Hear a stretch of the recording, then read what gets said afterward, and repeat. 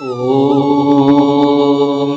नमः पार्वती पते हर हर महादेव। काशी, आखिर क्या है ये काशी? कोई इसे बनारस कहता है, तो कोई इसे वाराणसी कहता है, तो कोई इसे काशी कहता है, तो कोई काशी विश्वनाथ कहता है। कुछ दिन पहले तक मेरे मन में भी ऐसे बहुत सारे सवाल थे, तो इन्हीं सवालों का जवाब ढूंढने के लिए मैं पहुंचता हूं काशी, और मुझे मेरे सवालों का जवाब मिलता है। दुनिया की सबसे पुरानी नगरी है काशी, ज्ञान विज्ञान की नगरी है काशी।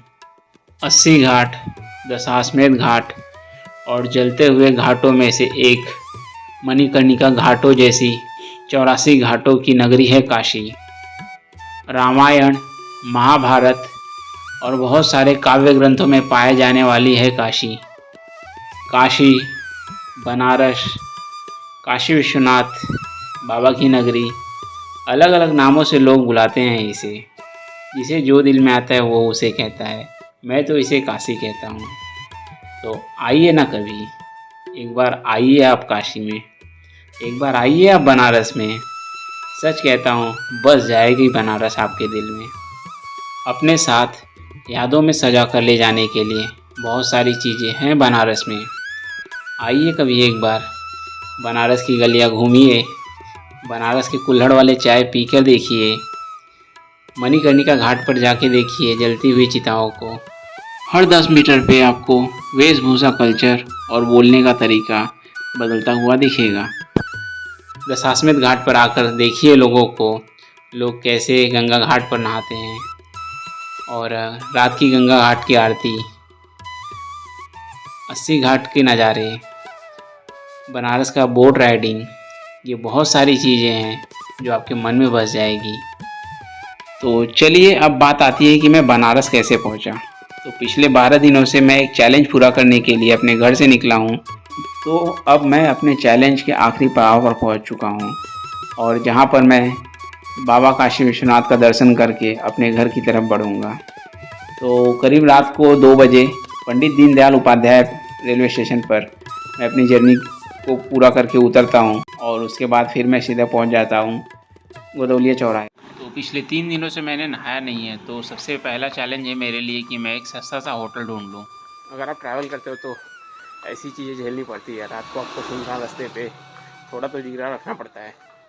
चलिए, 400 रुपये में मुझे रूम मिला है। रूम का दिखाने लायक तो नहीं है, लेकिन ठीक है, अब घूमना है तो कहीं सेक्रीफाइस करना पड़ेगा। तो 400 रुपये में रूम मिला है मुझे, और नहा धो लिया है मैंने। कपड़ा तो देख ही सकते हो, रोज़ से अलग है। तो अभी चल रहा हूँ। सबसे पहले घाट पे चलूँगा, घाट पे बैठूँगा थोड़ी देर, और उसके बाद फिर दर्शन करने जाऊँगा। आगे की जर्नी जैसे जैसे होगी आपको दिखाता हूँ। तो चलिए, वीडियो में आगे बने रहिए और एंजॉय करिए। अभी तो अंधेरा है, तो मैं आप लोगों के लिए कुछ रिकॉर्ड तो कर नहीं सकता, ज़्यादा कुछ ठीक से आएगा नहीं। तो दिन होता है तो मैं रिकॉर्ड करता हूँ। अभी फ़िलहाल मैं दशाश्वमेध घाट जा रहा हूँ, वहाँ पे उजाले का इंतज़ार करूँगा, और उसके बाद फिर दर्शन करने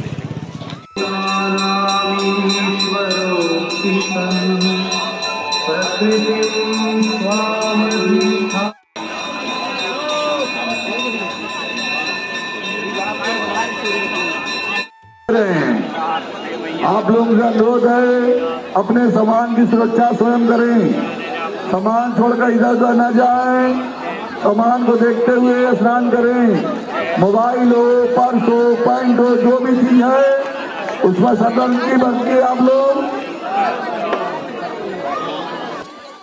गंगा माई में आज दान का दिन, आज कुछ धर्म करने का दिन। महाकाल सपेरा बैठ गया हूँ, साफ सबको दुआ लगा, साफ करनी भरनी हम सबके संग।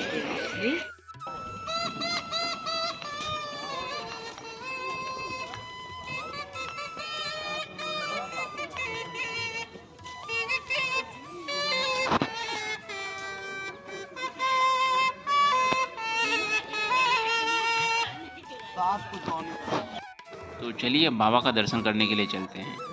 और ये वही कॉरिडोर है जिसे 2019 में हमारे प्रधानमंत्री श्री नरेंद्र मोदी जी ने इसका उद्घाटन करवाया था।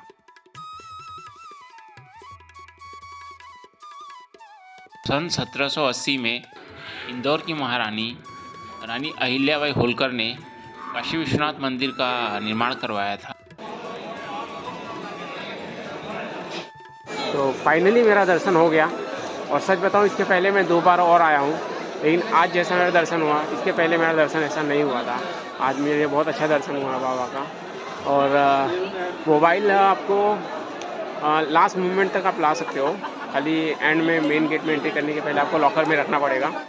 तो ये देखिए, ये एंट्री है, और इस एंट्री के बाद अंदर देखिए बाबा का सोने का जो मंदिर बना हुआ है, ये बाबा का स्थान है।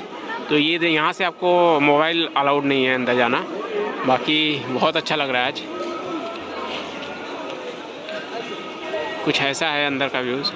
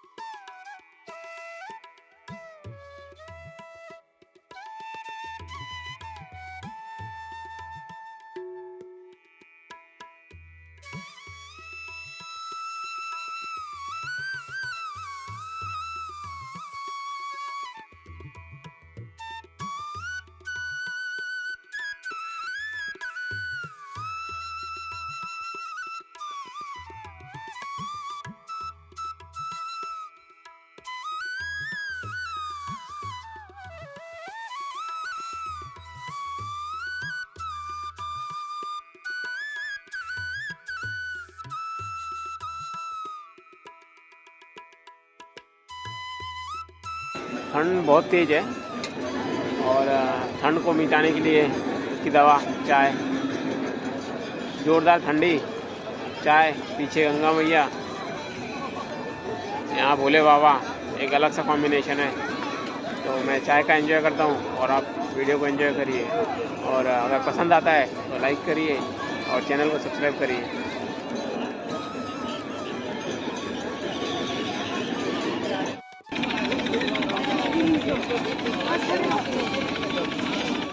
यहाँ पे साफ़ सफाई का बहुत ध्यान दिया जा रहा है। तो अगर आप आते हो तो कचरा कहीं भी मत फेंकना, क्योंकि बहुत देखा मैंने लोगों को सब साफ़ सफाई झाड़ू मार रहे हैं। तो कचरा यहाँ पे डब्बा लगा है, बहुत सारे डब्बे हैं कचरे के, तो उस डब्बे में डाल दीजिए। क्या आपको पता है कि काशी, बनारस या वाराणसी, इसके अलावा इसका एक और नाम है जो है महाश्मशान। जी हाँ, मणिकर्णिका।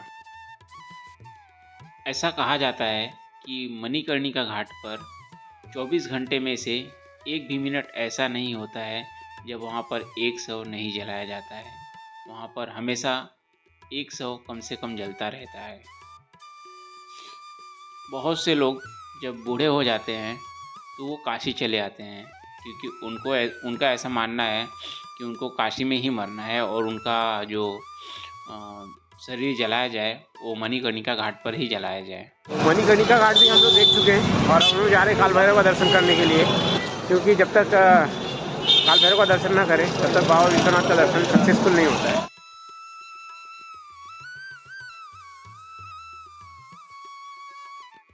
क्या आपको पता है कि काल भैरव भगवान शिव के शरीर से प्रकट हुए हैं और काल भैरव भगवान शिव के रौद्र रूप माने जाते हैं और उनका रंग जो है वो कोयले से भी काला है। काल भैरव का जो वाहन है वो एक कुत्ता है।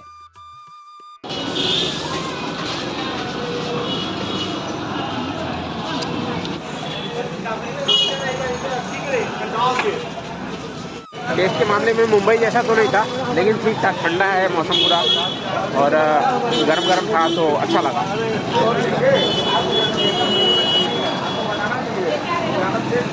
अब समय था कि मैं होटल में जाकर रेस्ट करूं, लेकिन पता नहीं क्यों बनारस के घाट छोड़कर जाने का मन ही नहीं कर रहा था।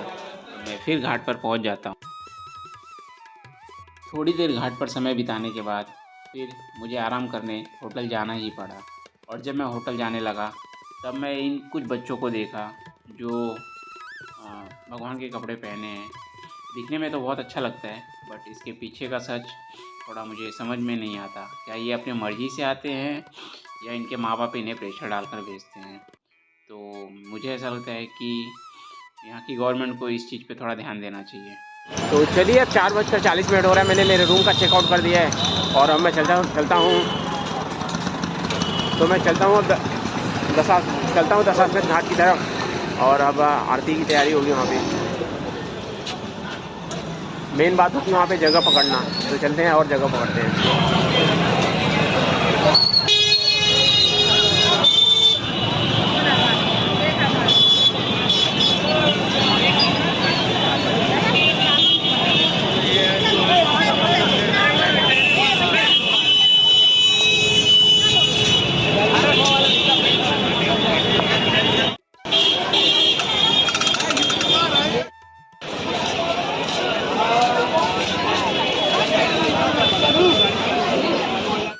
भाई लोग मुझसे भी ज़्यादा होशियार निकले। 5 बजे ही मैं यहाँ पहुँच गया, उसके बाद भी इतनी भीड़ है और आरती कहीं स्टार्ट हो गई 6:30 पौने 7 बजे।